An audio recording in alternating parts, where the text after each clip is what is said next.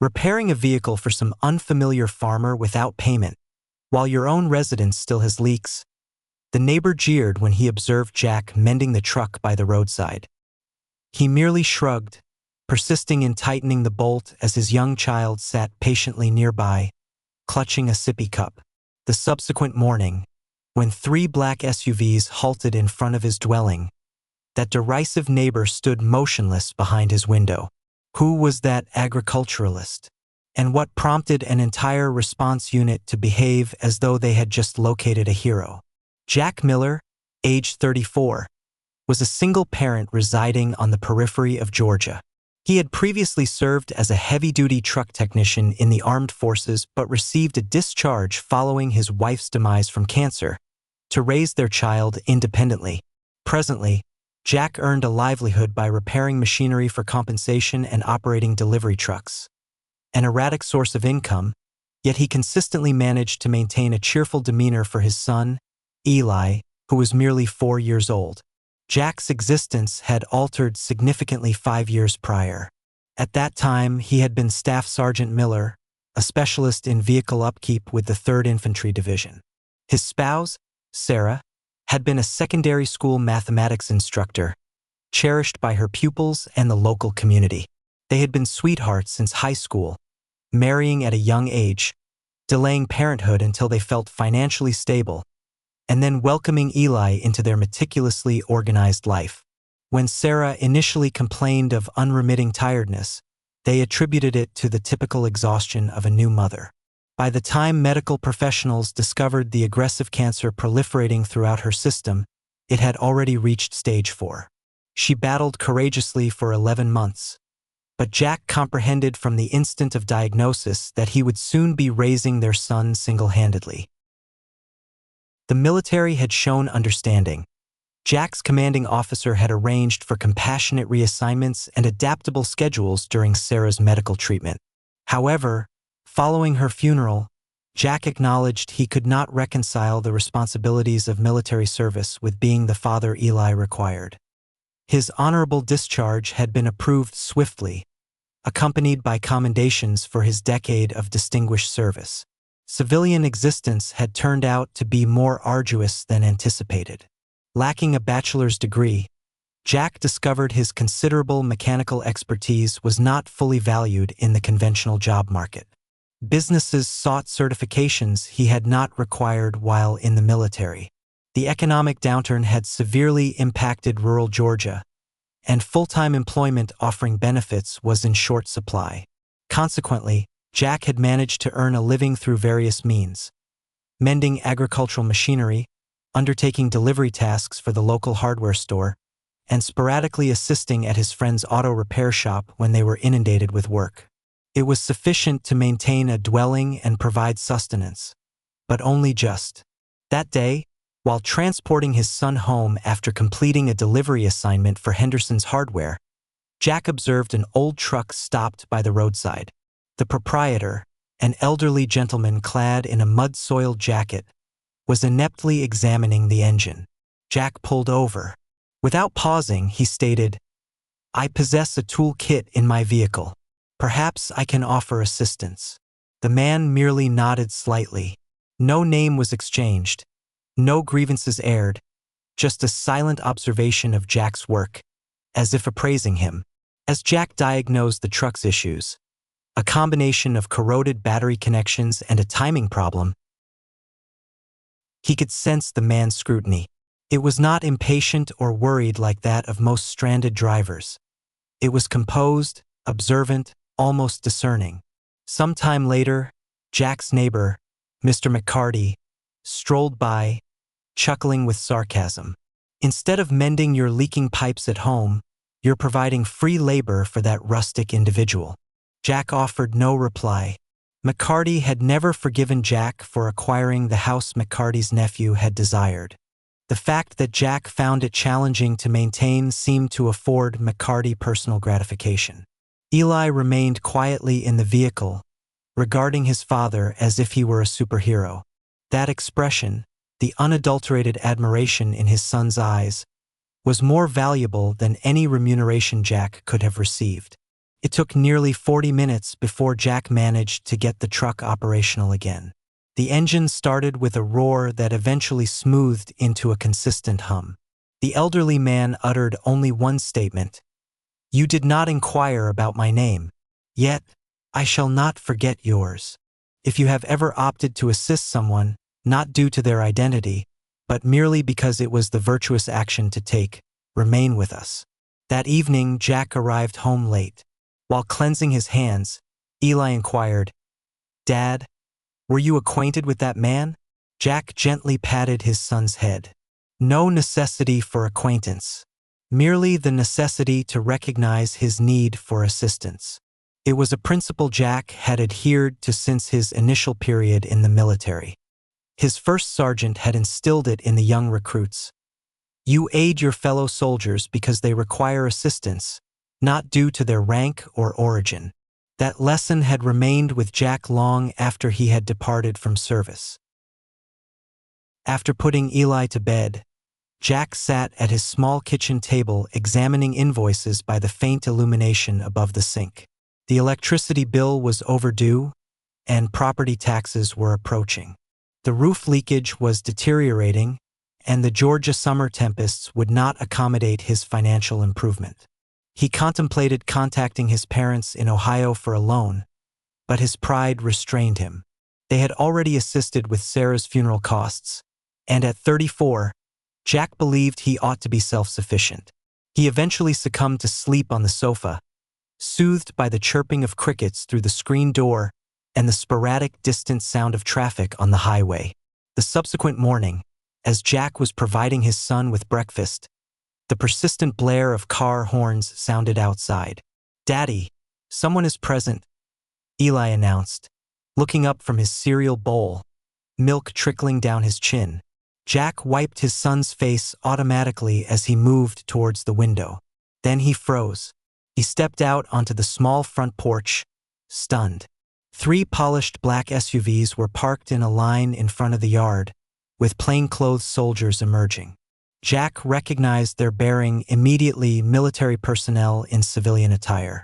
Their posture and alertness could not be concealed by the absence of uniforms. One approached, displaying his credentials. "Lieutenant Colonel Wilson. Sir, we are from the high-ranking Military Personnel Protection Unit. Someone wishes to meet you." Jack's mind raced through possibilities. Had there been an issue with his discharge papers? Was there a problem with his modest veteran's benefits? Or perhaps this concerned the custody arrangement for Eli, though Sarah's parents had long since accepted Jack's role as primary guardian. The individual emerged from the rear seat of the central vehicle. A tall, distinguished man with silver-gray hair and the unmistakable demeanor of senior command. Jack recognized him instantly. Retired General Noah Caldwell, former commander of operations in Afghanistan and, more recently, a special advisor to the Joint Chiefs of Staff. He was not in uniform, but his gaze compelled Jack to stand erect with ingrained military reflexes. Certain habits never truly vanished, and respect for the chain of command had been instilled in Jack since basic training. Noah offered a slight smile, saying, "At ease, Miller. I have retired, but your actions yesterday were not merely about repairing a truck." Jack remained respectfully silent, awaiting an explanation. "You were unaware of my identity, but I am aware that you are one of those rare individuals who does not require knowledge of someone's identity to do what is right." General Caldwell gestured towards Jack's modest dwelling. "May we converse inside? What I need to discuss is not classified, but it is preferable to keep it between us for the time being." Jack nodded, suddenly aware of his simple t-shirt and worn jeans, the peeling paint on his porch steps, and the toys scattered across his small lawn. However, the general seemed neither to notice nor care about these details as he followed Jack indoors. Eli remained at the table, his eyes wide with wonder at the distinguished guest. The general offered a warm smile to the boy. "You must be Eli. Your father assisted me yesterday when my vehicle malfunctioned." The boy nodded with solemnity.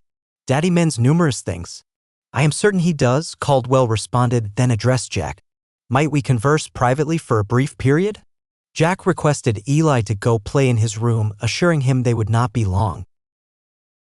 Once the boy was out of earshot, Caldwell's demeanor became more grave.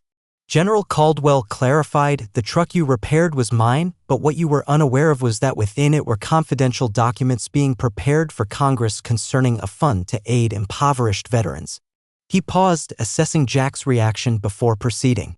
"I did not desire bodyguards accompanying me because I wished to understand the true circumstances of soldiers' lives post-war.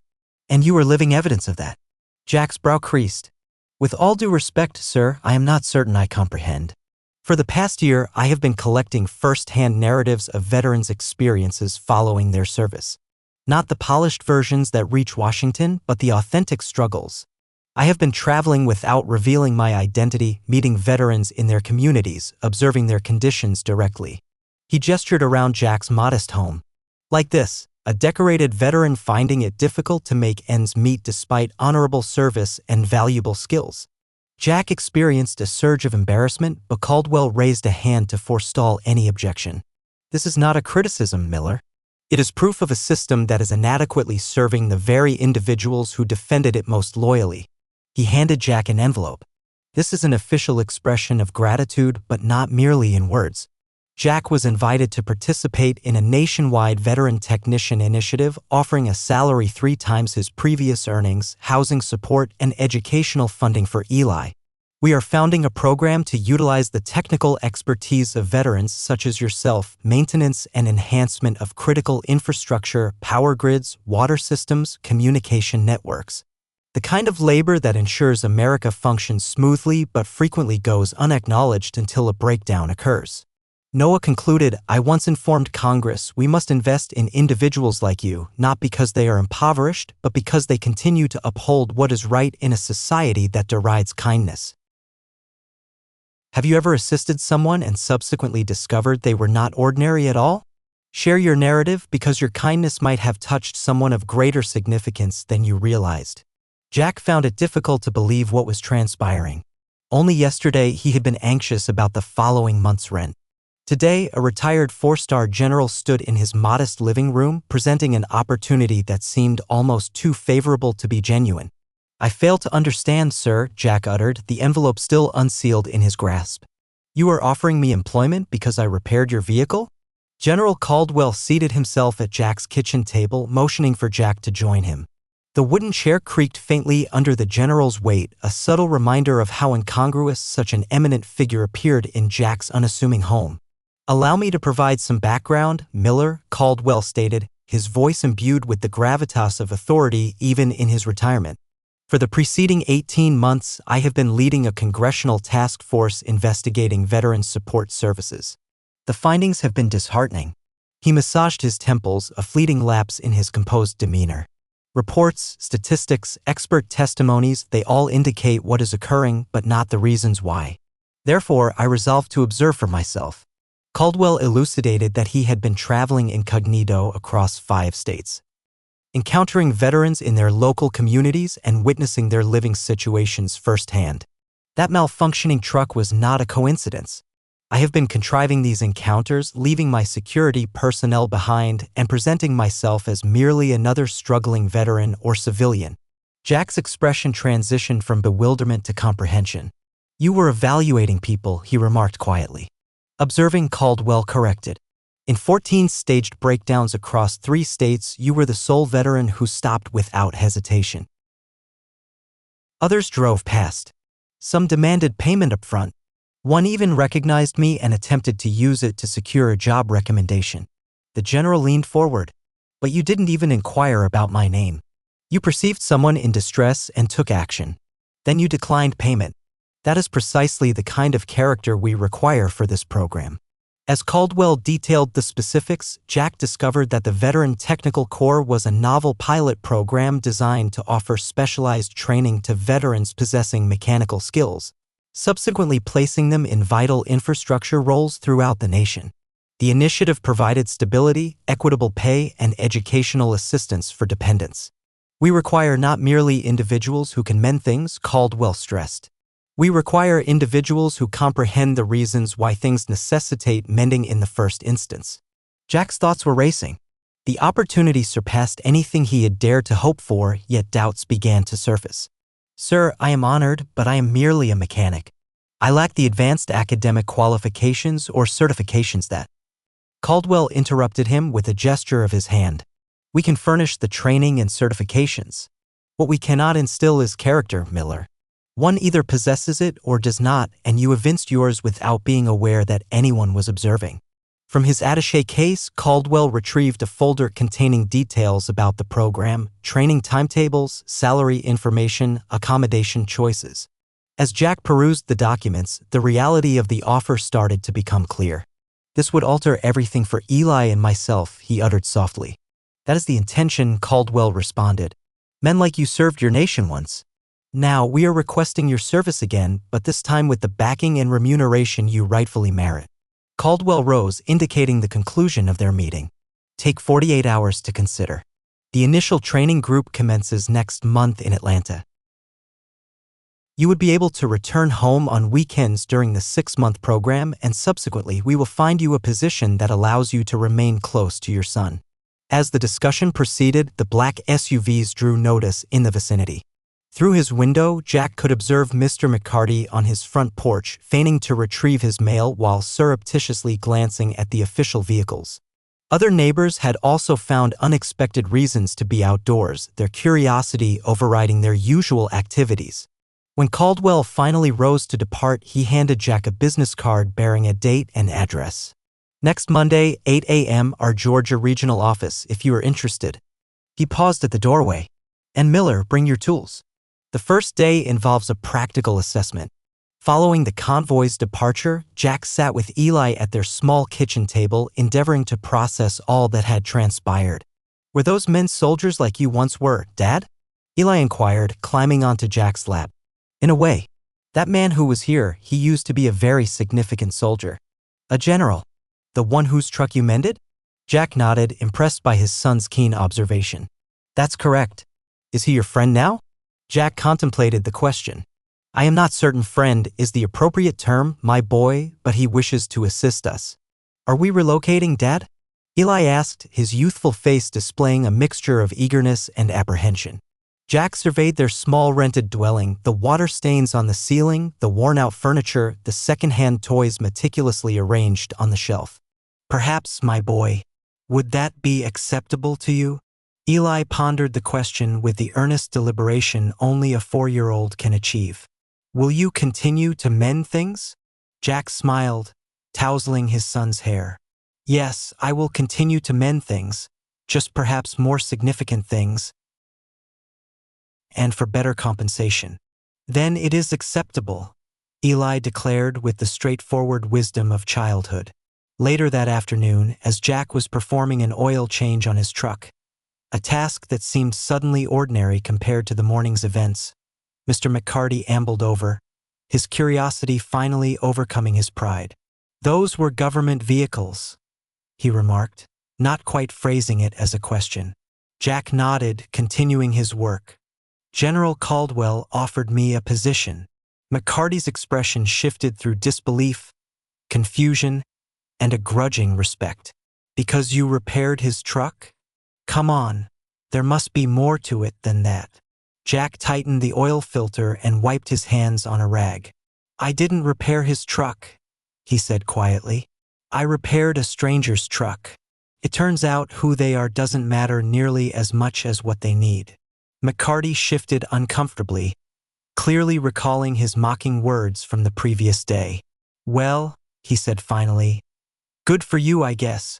Jack's decision did not necessitate the full 48 hours. By evening, he had telephoned the number on Caldwell's card and affirmed his interest. The regional office transmitted paperwork electronically, which Jack completed after Eli had gone to bed. The salary was more than triple his current piecemeal earnings. The benefits included comprehensive medical coverage, something he had lacked since departing the military. The housing allowance would permit them to relocate to a more secure neighborhood with superior schools. It felt dreamlike, as though he had won a lottery he had not even entered. Yet, As he signed the final page of the contract, Jack realized this was not about fortune. It was about being acknowledged, genuinely acknowledged for the first time since leaving the service. The subsequent Sunday, Jack loaded their few possessions into his truck: Eli's toys and clothing, his tools, the small container of photographs of his deceased wife. Not a great deal to represent a life, but perhaps that was on the verge of changing. Have you ever witnessed someone whose simple kindness was mocked, then rewarded with respect that changed their life? Share respect in the comments if you believe such moments reveal true character. Jack turned down the request to be featured on television. He stated, "I merely repaired a truck, not for remembrance, but because an individual once repaired my truck when I was still in uniform." He was alluding to an instance during his deployment when his vehicle had malfunctioned near a distant village. A local mechanic had labored for hours in the intense heat, declining any payment, remarking only that a man who mends things carries peace in his hands. That straightforward philosophy had remained with Jack, influencing his way of handling life's difficulties. Yet, in the corner of the diner near his new residence, there hangs a photograph taken on that day: Jack, Eli, and the 3 SUVs parked behind them. Beneath it is the inscription, "One father, one right action, one life lesson for the next generation." The proprietor of the diner, a Vietnam veteran himself, had asked for the photograph after learning the story. He informed patrons it served as a reminder to everyone that character still held significance in a world increasingly characterized by status and affluence. Eli had adjusted swiftly to their new circumstances. His new educational institution featured smaller class sizes and more support for children like him, who had experienced the loss of a parent. His instructor had observed his uncommon maturity and his pride when discussing his father's occupation. When queried by his peers about his dad's profession, Eli responded, "My dad makes good people." The straightforwardness of the reply had brought a smile to Jack's face when the teacher recounted it during a parent-teacher meeting. Children frequently perceive truth more distinctly than adults, unmarred by societal measures of achievement. A year thereafter, Jack had become an essential member of the Veteran Technical Corps. His hands-on experience and leadership abilities had secured him a role instructing new enlistees, other veterans seeking direction and stability following their military service. The initiative had broadened beyond its original parameters, now collaborating with technical colleges to offer certification programs and creating apprenticeship opportunities in areas with substantial veteran populations. Jack continued to keep the photograph from Caldwell on his desk. Beside it now stood a more recent one: Eli on his inaugural day of kindergarten, standing with pride before their new home. No leaking roof, no uncertain future, only stability and potential. Occasionally on weekends, Jack would drive Eli back to their former neighborhood, not from a sense of nostalgia, but to remind them both of the journey they had undertaken. They would visit Mrs. Keller's house, bringing her groceries or assisting with yard work. Even McCarty received sporadic visits, though the conversations remained brief and somewhat strained. "Why do we assist Mr. McCarty when he was unkind to you?" Eli once inquired after they had repaired the elderly man's malfunctioning water heater. Jack had deliberated on the question carefully before replying. "Because aiding others is not contingent upon whether they merit it, my boy. It is about the kind of individuals we opt to be." When highlighted in the Corps' quarterly publication, Jack was queried about what he deemed the most crucial instrument in his comprehensive collection. "Perspective," he answered without pausing. "Comprehending that what appears to be an inconvenience might, in fact, be an opportunity.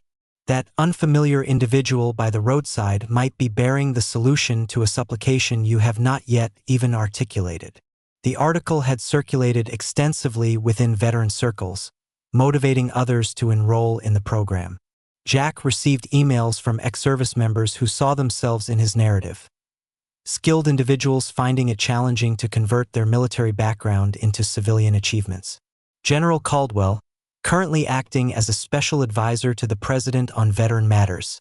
Occasionally reference Jack's story when championing increased funding.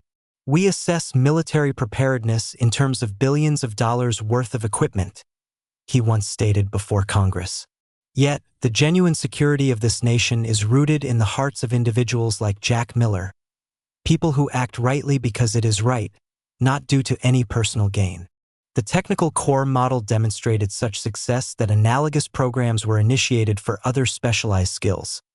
Healthcare, education, emergency management, all founded on the central tenet of character-first selection. Mr. McCarty, Jack's former neighbor, dispatched a Christmas card that initial year. The message within was succinct yet heartfelt. You revealed to me that I was perceiving the world entirely incorrectly. I thank you for that lesson.